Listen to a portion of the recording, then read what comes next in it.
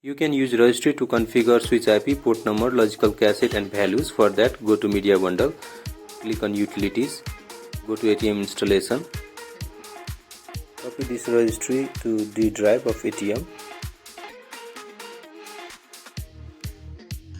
paste here. Now right click on this and click on edit. Now you can change the remote pair, port number, logical cache and values according to the bank and switch. Number of logical cache and the values part is the most sensitive part, so you must confirm from your senior.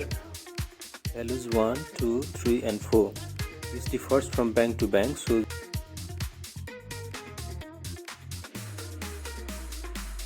after changing those values, you can go to file and save this file.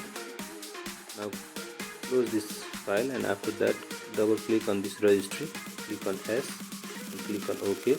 Now setting is almost done. You can restart your ATM.